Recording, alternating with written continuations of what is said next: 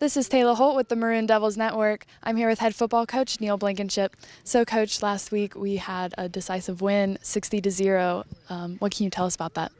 Well, it was good to have a good win after our tough two losses back-to-back, and then we got a lot of young kids to play in time, and so, it was good to get a win and get back going again, and that was a good thing to get that bad taste out of your mouth after losing two in a row. So I was real pleased with that, and to get a win and play at home for parent night, and to do that the last times, you're not guaranteed another home game, so it was big for us to let those seniors have their last game here, be a win, and until we find out where we're going to be in the playoffs. So last week you mentioned that at this game we'd have a lot more of second-team players get out on the field, and we did see a lot of new jerseys. What can you tell me about them? Well, I tell you, I was excited the way our twos and our backups played, and they got a lot of time. They got a whole lot of time and got a lot of experience, and when we got to evaluate some of them and where they're at, and they got to see where they were at, and it was good to get them to see them have some fun there. And probably the biggest thing I got out, and I talked to our team about this yesterday, was I liked how our number ones pulled for them and got excited when they did well.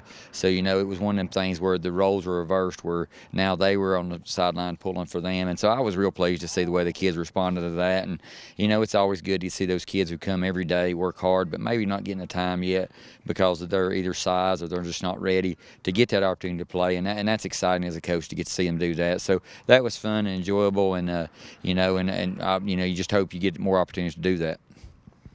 Now with those kids, were you excited to see where they were? Were you surprised and excited to see where they'll go? Yeah. Well, there were some of them that showed us a lot of promise, and they showed us, that they're almost ready to help us, and when we may have found some spots where we can use some of them on some special teams, when we started looking for some backups for some special teams, some of them moved up, and they're able to, maybe if somebody gets tired or we get somebody dinged up, they'll be on those special teams now with the ones. So, you do take those games and you look at them and evaluate them and see where you're at with that. So, yeah, that could see there's some kids that've got some great promise there.